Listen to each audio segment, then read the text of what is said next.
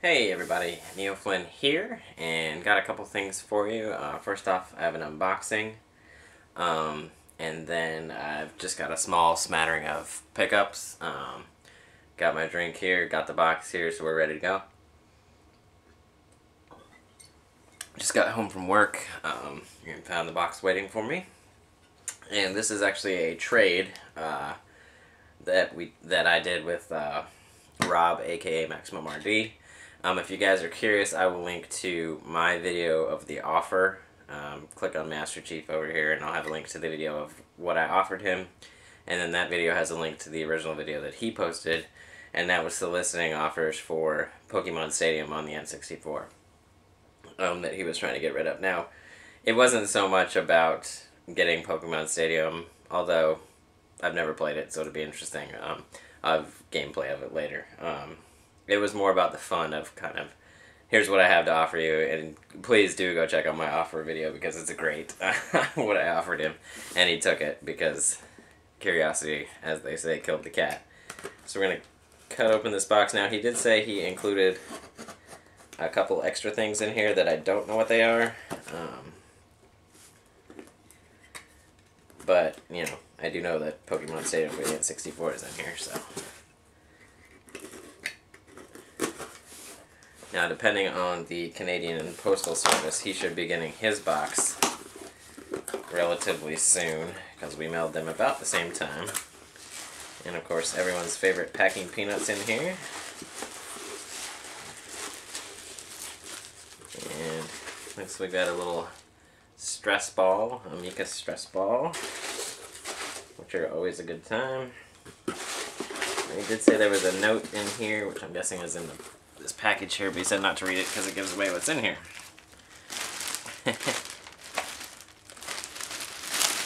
And there is said note. We'll set that aside. Looks like a good stuff here. He wrapped it up nice and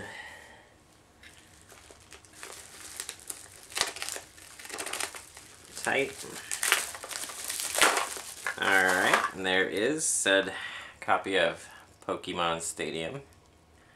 And he told me about the sticker, and there's a, you know, the label's missing on the back. But like I said, I wasn't so much concerned about that as just the fun of doing a trade.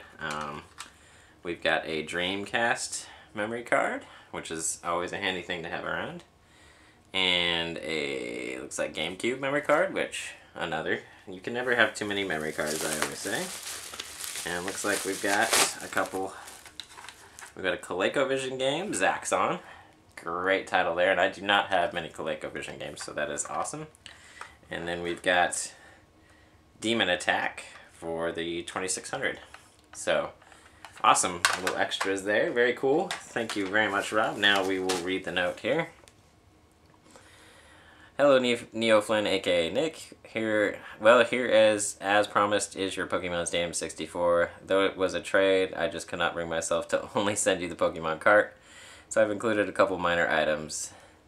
I threw in a nice green stress ball you can use while playing Pokemon. Also a couple memory cards, basic third-party Pelican for GameCube and for Dreamcast to make a memory card. See switch on back, 4 pages of memory. I actually have one similar to that, so I know what he's talking about there. Lastly, a couple classic cards, one for Coleco and one for Atari 2600. Please keep trade or gift anything as you see fit. Hope you enjoy. Take care and thanks again. And sincerely, Rob, aka MaximumRD, with a nice little self-portrait. I think that's supposed to be on the bottom there. So yeah, that was very cool of Rob to include those extras, and apparently he did not enjoy Pokemon. So now we've got the stress reliever for when I pop that in there. I will do a classic gameplay of that. I don't know if I'll film it tonight. I probably will because I got nothing else to do. So look out for his video soon.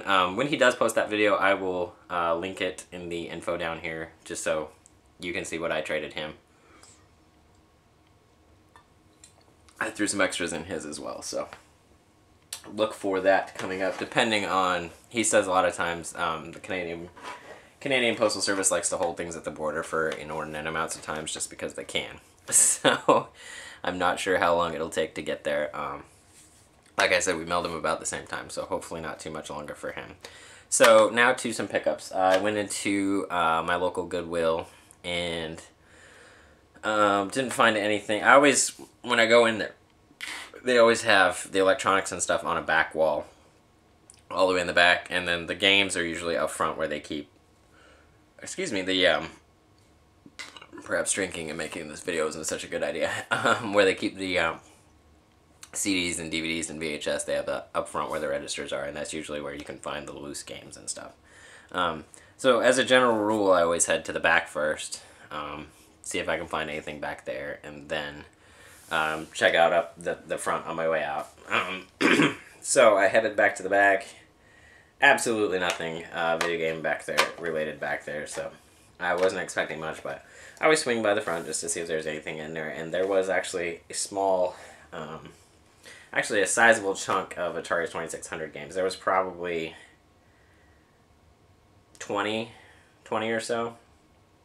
So I started flipping through those, and they're pretty standard on their pricing as far as games go, like loose Genesis and loose 2600 and 64 carts, stuff like that.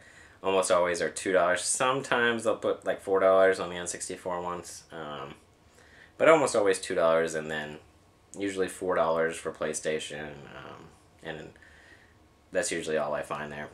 Actually, the other day, funny story, I actually got super excited. I went in there, and I'm flipping through the DVDs, because sometimes you'll find PS2 or, you know, GameCube or Xbox games in there, and I'm flipping through, and I don't know why they do this. I'm not sure if I've got revision here that I bought a while back. They put tape on any of them, and it's just really annoying because it like covers the whole thing, and I guess that's to stop people from opening them up and, you know, taking the discs out, but it's kind of annoying. So I'm in there and I'm flipping through this stuff, and they've got 6 or 7 GameCube titles, and it was like Dance Dance Mario Mix, Mario Kart, Mario Golf, I think was in there. Like 6 or 7 really, really good titles. And I'm picking them up, and I think they were $4 or something outrageous like that. And I'm picking them up, and I'm going, oh my gosh, I can't believe I just hit this jackpot. And I look at them, and there's no tape on them, and I go, wait a minute. And I open them up, and of course, it's just the empty cases. There's no discs in any of them. And I'm like, well, first of all, why would anybody buy empty cases? And second of all, I was pissed off, because I was like, oh, I thought I had it. But anyway, so there's that little story. So I went in there, and like I said, there was about 2600 cards, so I started flipping through them and just picking out ones that I knew I didn't have, or that sounded cool. I looked them up, nothing rare or anything, but some cool sounding titles. We got Planet Patrol, one of the SpectraVision titles.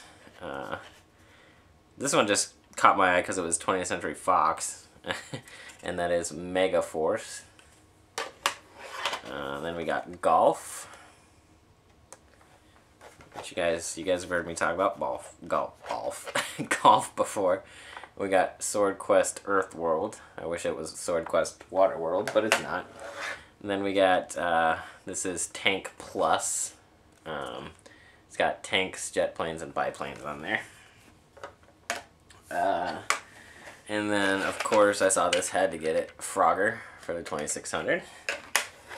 And the original Pac-Man. I actually have Miss Pac-Man, but I did not have the original Pac-Man. And we got Atlantis. And finally, this one I had to pick up, Raiders of the Lost Ark. So that was it for those. Then I went into... stop these from falling all over the place.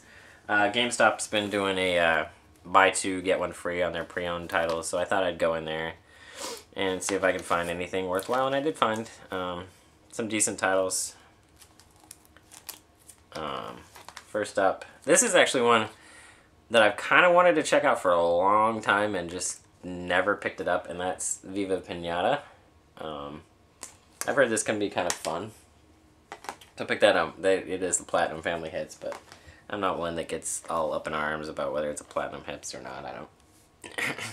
You know, I buy it because I want to play it.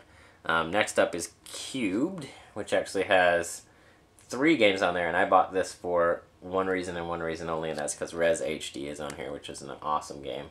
It's also got Lumines Live and every extended extra extreme.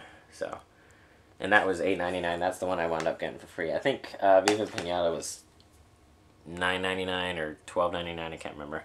And then World Series of Poker 2009. I've heard this is actually really good, and I think HC Card Shark still plays it online, as a matter of fact. So maybe him and I can hook up sometime and play. But so I picked up those three, and then I was in God, where did I get that? Best Buy, I think it was. And they had like Rock Band 2 and some of the, you know, Guitar Hero and Rock Band games on sale, and so I picked up Green Day Rock Band for, I think it was $17.99. You know, I'm a moderate Green Day fan, so I thought it'd be cool to own that. And you know, I wouldn't have paid full price for that, but for $17.99, it's not bad. So that's it for now, guys. Keep a lookout for the classic gameplay of Pokemon Stadium, and if I can get my ColecoVision up and running, I'll probably do Zaxxon and Demon Attack as well for my 2600, just to show you guys. So watch out for those videos. Like I said, go check out the trade video, first Rob's, or well, either way, you know, first mine of what I offered him, and then Rob what he was, well, you already know he was offering Pokemon Stadium. He also did a follow-up where he said that he accepted my offer, so go check that series of videos out if you want to know the chronicling of how Pokemon Stadium came to be in my possession. But anyway, guys, until next time, see you later.